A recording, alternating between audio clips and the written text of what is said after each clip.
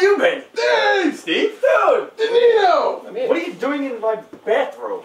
What are you doing? Where's your bathrobe? My bathroom? Yeah, the one with the diamonds and the sequences and everything? It's in the laundry. Oh, okay. I never understood the Yankees. Never did. You converted, dude?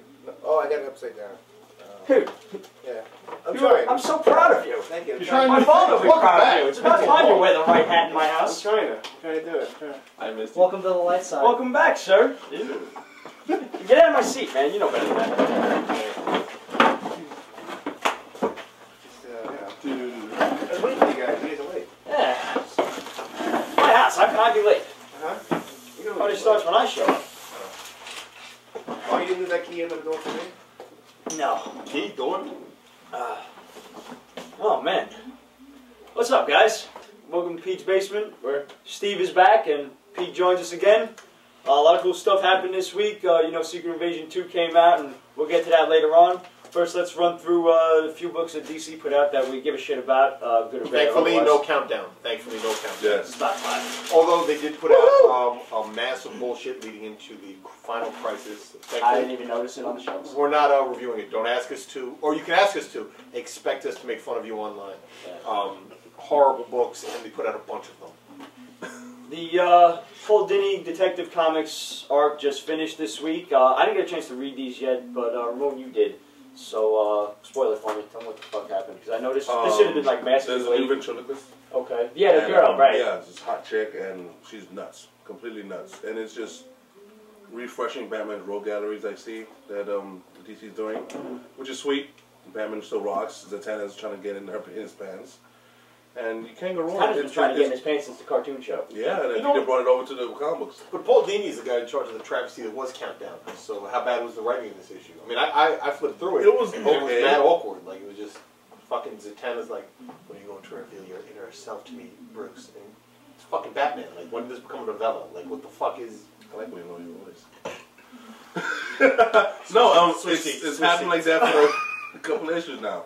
Where you know, she came in and she's trying to, you know, kick games him because, you know, she didn't mind wipe him, and there's some tension there, just slightly. So overall, was it a good story? Yeah, it was alright. You guys might not even know what this is. Sometime back in 1987, Richard Donner was writing Superman, and they came out with this Last Son of Krypton story with General Zod and Ursa actually making it into continuity, and I don't know. They finally concluded it, you know, like fucking 30 years later or some shit. We've gone through a couple of presidents since then, so things might have changed. Thankfully, the storyline here didn't. Action Comics Annual 11. I guess the reason it was so delayed was because they had to figure out how to write Action Comics 11 in Kryptonian. That would have been a fucking improvement. You know what, before I even get into the story, they had the audacity to give us a variant cover to this bullshit. That was ballsy. If any one of you bought that variant cover, you should just stab yourself in the skull with a spoon. I can't believe they actually gave you a variant cover to this thing, man. Like, it's been so long, like, you'll be lucky if they'll be lucky if you even still care about the story, you know? Does this take place even in continuity? Because I saw the kid Chris Kent exists somewhere in... In Superman, he's running around as he's Superman. running, yeah. And meanwhile, at the end of this issue, he's lost. We won't ruin the ending for you, but yeah, something happens that Chris Kent is, you know, abhenomena for a little while. But, I mean, I saw him when I was picking up issues of Action and Superman. Yeah. I mean, he's still floating around there. So he's in the new issues of Action Comics, but this one, a story arc that is literally about 9 months old, that just concluded, he's mysteriously lost. So there's another one of these things where it's just a throwaway. There's nothing in continuity. Pretty much. Yeah. Good And shit. you know what's really Another nice horrible? job, Dan Didio. Another nice job.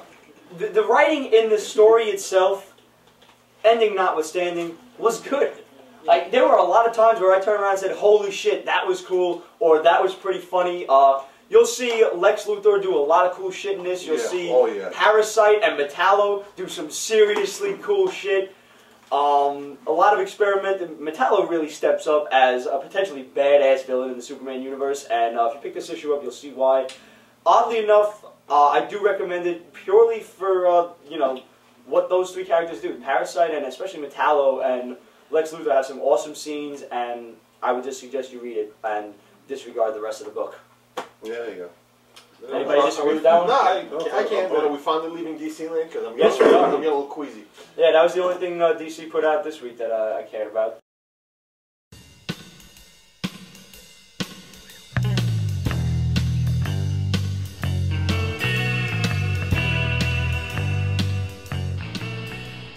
there, welcome to another episode of Penny's Creepy Comics Corner.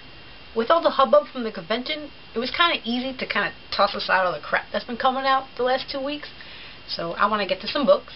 The first one is Pigeons from Hell. Oh my god, I had to buy this just from the title and the cover. It's so corny, and it's actually a retelling of Robert E. Howard's Shocking Tale by Joe Lansdale and his artist team of Nathan Fox and Dave Stewart. All I know is that it was called Pigeons from Hell, and it was so corny that I had to own it. These two sisters, who are descendants of slaves, inherit this old house down in the swamplands of Louisiana. The house is in shambles, and they go there with a bunch of friends of theirs to kind of check it out and stay a while. It's a dump. It's a dump and a half, but it still doesn't even do my bedroom justice. Plus, don't forget about the weird dead pigeon magnet room that it has upstairs. There's like all the pigeons just go there to die in it. So they think they're going to get in this cool house, and now they're stuck in this dump. Try to leave, but just one bad thing after the next keeps happening. And it's just not cool for our friends here. Pigeons from Hell should be available at comic outlets everywhere. Maybe you overlooked this book because the title was so corny, and you were just like, Pigeons from Hell? Give me a break. But you should actually pick it up because it's really cool. Last show, I showed you about this book called Everybody's Dead that came out. Well, Everybody's Dead 2 is out, and now the brains have hit the fan. Our group of college kids must creatively fend for themselves against the undead, or mutant cannibals, as they were first called. Issue 1, I don't know where it is. I can't really find it lying around in the stores anymore for you guys, but just check out Pete's Basement episode 11, and I'll give you the rundown of issue 1, and then just get issue 2, because that's when all the zombies come around anyways. The only other thing you need to know that I didn't spoil in the rundown was that the zombies started when a meteor plummeted in front of the campus, and then anybody who saw the bright light from the meteor is now a zombie. It's cool because the zombies are different. They're not completely brainless like flesh-eating zombies. Well, at least not for short periods of time. It's like cartoony and comedic, and I like this book. I think it's really cool, so I think you should pick it up too. Another book I mentioned last show was Living with the Dead, and I was saying how I only found issue 2 and I didn't know anything else about it. Well, never fear, because now it's out in a trade. Oh, I think it's 4 issues, 3 or 4 issues are out, and there's no really origin of the zombie thing. It's like there was a virus. That's it. The book starts where these guys are already living with the zombies. There's so many zombie books out there. Are you not sickened yet? There's Marvel Zombies, Living with the Dead, Everybody's Dead, Walking Dead. I think there's one called I Hate Zombies, Zombie Broadway. Dude, there's even one called Jesus Hates Zombies. I think I'm going to do blogs in the future. Well, moving away from zombies and monsters, I want to talk about supernatural stuff. Witchblade number 117. Why aren't you reading Witchblade? It is like so awesome. I've been reading Witchblade since high school, and there was a little down period where it wasn't as cool, but now it's totally redeemed itself, and it's been awesome. I've been collecting it for, like I said, since high school. You need to get the last 3 trades that came out. It's like a collection of a bunch of books. The first one that they stuck out was $5. So you can't even beat that. For $5, the book was like that thick. So pick up those 3, then pick up Firstborn, and then just whatever's coming out now, and totally dive into this book. The art, I can't say this artist's name, I'm sorry. I'm going to have to put his name on the bottom of the screen. But that guy, I'm contemplating plunging him in the skull and eating his brain so I can gain his artistic ability. That would be so sweet. Right now in the book, there's some kind of like murderer going around killing people the way the apostles were martyred. So they're all like